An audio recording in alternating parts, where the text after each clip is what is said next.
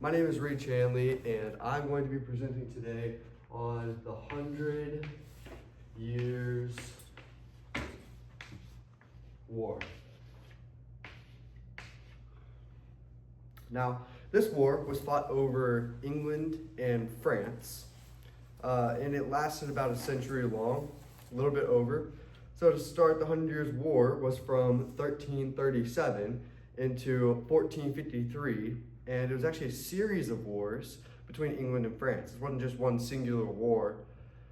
This is actually multiple over the 100-year time span. So this war was created a new political and economic era in both nations, leaving a massive mark on the entirety of European history as a whole. So to go further in depth, why exactly did England and France fight over this historic war for over a century? This can be explained through many disputes and issues over territory, trade, and nationalism.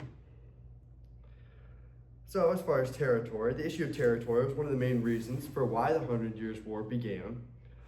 Most of the war's territorial issues were from England trying to attempt to maintain control over bits and pieces and different regions in France. And on the other hand, France wanted to regain control over its own land that England was trying to possess, and it just went back and forth from those. So to give some background, the conflict between England's kings had inherited large parts of France, including a region called Aquitaine, through marriage in the 12th century. So what happened was, as part of a marriage deal, France gave up part of its regions, and so this kind of led to this. Although these lands technically belonged to the French crown, English kings ruled them almost like their own land. By the 14th century, most of these lands had been taken back by France, leaving England with only Aquitaine and a few other really small regions. So kind of how it flipped was, in the early stages, England won many battles and controlled large parts of France. However, by the late 14th century, the French began to push back, became stronger militarily. They started pushing back, started winning more land back, using better strategies and newer weapons like cannons. The Siege of Orleans in 1429, led by Joan of Arc, was a major victory for France and marked a turning point in the war. Over the next 20 years, France regained almost all of its control of lost territories. By 1453, England was left with only a port of Calais, losing a once large empire in France. So as conclusion, this territorial conflict shaped both nations. So France emerged stronger, more unified, while England focused on its own island, helping develop English identity. This struggle also marked the decline of feudalism and rise of stronger central governments in Europe. In the end, this war over territory, France kind of took back its own land, regained power, control, trade, all that, while England was left kind of in the mix because they wanted the land, but they also didn't really need it, as far as like it didn't belong to their island. So they kind of just went back to their island. France kind of went back to its country. So then going into trade, trade was a crucial factor in the 100 Years' War because it fueled both economies. So the struggle for control over trade routes and resources intensified the conflict and shaped many of the decisions made by the two nations. So as far as trade, both countries needed trade routes, needed ways to trade, needed things to trade, and so both countries kind of disputed over the territory, but large parts of the territorial battles were over trade itself. So for England, the channel of the English Channel, it was in England, so the English Channel was a major trade route connecting Northern Europe with the rest of the continent. Controlling this vital waterway was really just important for both nations. So for England, this channel was essentially used for transporting goods, soldiers, and supplies from the continent.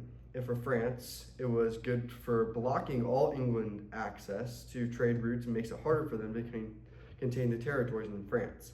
I mean, if you think about it, France, if they would regain control of the English Channel, then England wouldn't be able to transport goods and and soldiers, and therefore it'd be easy for them to win in this war because it just cut off everything from England. So naval battles like the Battle of Sluys in 1340 highlighted the importance of controlling this channel during the war.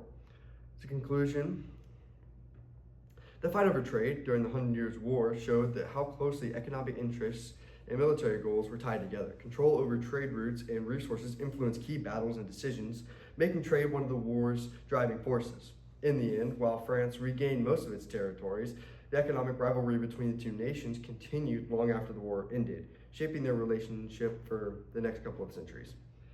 So then going into our last and final reason kind of for this war, this main reason of nationalism. So we've covered territories, we covered trade, and now we're going into nationalism, wanting to kind of explain just more of the personal identity for each nation, England and France, and how this war has helped unify each nation. So nationalism played a significant role, as I've stated, in the 100 Years' War, fueling the conflict and shaping the identities of both England and France. As the war progressed, it became less about disputes over land and trade and more about defining and defending the unique identities of each of these two nations. During the 14th century, the concept of nationalism was developing, and so as the 100 Years' War kind of progressed and accelerated, this process also accelerated. Both England and France began to see themselves as distinct nations with their own culture, language, and destinies. In England, the war helped forge a stronger sense of English identity. English kings used propaganda to rally their people, portraying France as a common enemy. Victories like the Battle of Crecy in 1346 and Agincourt in 1450 were celebrated as proof of English strength and unity, fostering pride and loyalty among the English population.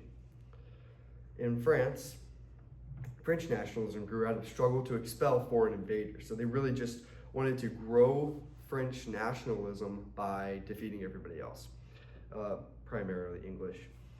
This war united various regions of France, which had previously been divided by the local loyalties. Leaders like Joan of Arc inspired a sense of shared purpose, emphasizing France's divine mission to defend its land and people. As far as propaganda goes, both sides used propaganda in order to build national pride and justify the war. English kings, for example, claimed their campaigns were about asserting their rightful claim to the French throne, framing the conflict as a moral duty. As this war concluded, the 100 Years' War left a lasting legacy of nationalism in both England and France.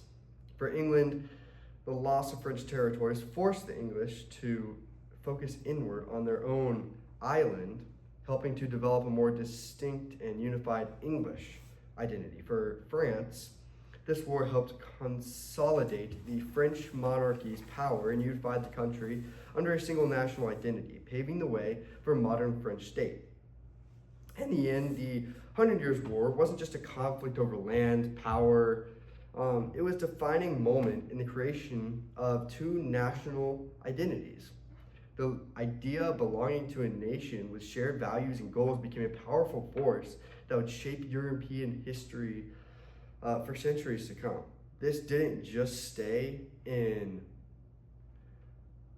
England and France. This actually led out and bled into each of the surrounding countries.